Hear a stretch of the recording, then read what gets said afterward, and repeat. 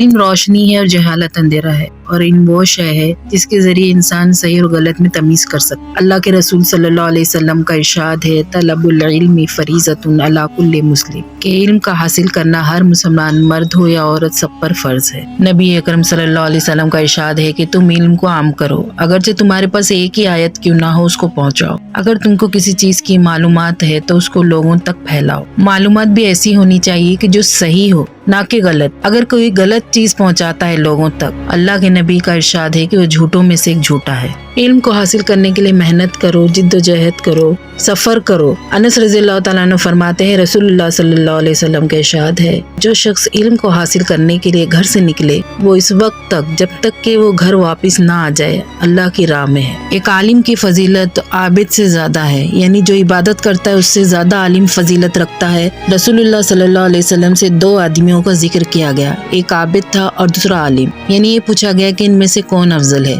آپ صلی اللہ علیہ وسلم نے فرمایا، عالم عابد پر ایسی فضیلت رکھتا ہے جیسے کہ میں تم پہ سے ادنا شخص پر فضیلت رکھتا ہوں۔ اس کے بعد رسول اللہ صلی اللہ علیہ وسلم نے فرمایا، اللہ اور اس کے فرشتے اور آسمان اور زمین کی ساری مخلوقات، یہاں تک کہ چونٹیاں اپنے سوراخوں میں اور مچھلیاں اس کے لیے دعائیں خیر کرتی ہے، جو لوگوں کو بھلائی سکھانے میں لگا ہوا رہتا ہے۔ نبی اکرم صلی اللہ علیہ وسلم کا ارشاد ہے کہ تم فائدہ دینے والی چیز کہیں بھی پاؤ، یعنی کہیں بھی کوئی علم پاؤ تو اس کو لے لو، یعنی اس سے استفادہ حاصل کر لو۔ ابن مسعود رضی اللہ تعالیٰ عنہ فرماتے ہیں، رسول اللہ صلی اللہ علیہ وسلم فرماتے ہیں، اللہ تازہ رکھے اس بندے کے چہرے کو جس نے مجھ سے کوئی بات سنی اور جس طرح سنی اس طرح ہی لوگوں تک پہنچایا۔ اکثر ایسا ہوتا ہے کہ سننے والے بات کو پہنچانے والوں سے زیادہ یاد رکھنے والے ہوتے ہیں، یعنی وہ زیادہ فقیہ ہوتے ہیں اور ہر بات کو اچھی طرح سمجھتے ہیں۔ اور نبی اکرم صلی اللہ علیہ وسلم کا ارشاد ہے کہ میری جانب سے حدیث پہنچانے میں تم احتیاط برتو، صرف انہی حدیثوں کو بیان کرو جس کو تم سچ سمجھتے ہو، یعنی صحیح سمجھتے ہو،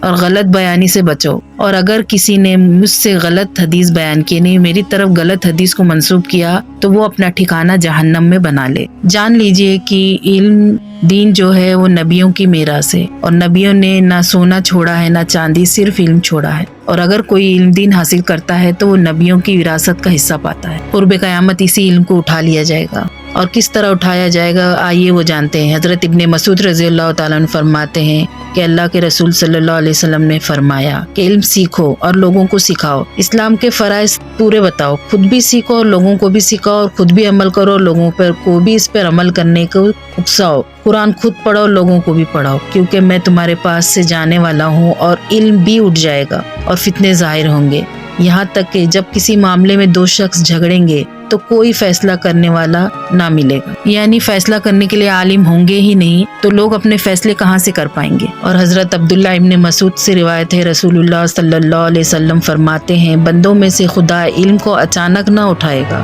بلکہ علماء کو موت دے کر علم کو رفتہ رفتہ ختم کرے گا، حتیٰ کہ جب کسی عالم کو نہ چھوڑے گا تو لوگ جاہلوں کو امیر اور صدر بنائیں گے، اور ان سے مسائل اور معاملات کے بارے میں سوال کیے جائیں گے۔ نبی اکرم صلی اللہ علیہ وسلم کا ارشاد ہے کہ تم علم میں بخیلی مت کرو۔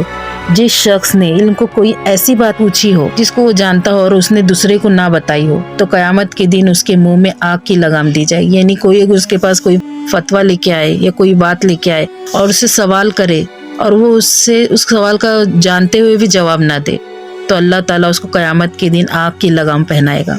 اسی طرح رسول اللہ صلی اللہ علیہ وسلم کا ارشاد ہے، جس شخص نے علم کو اس غرض سے حاصل کیا کہ وہ اس سے علماء پہ فخر کرے، جاہلوں سے جھگڑا کرے، لوگوں کو اپنی طرف متوجہ کرے، اللہ اس کو آگ میں داخل کرے گا۔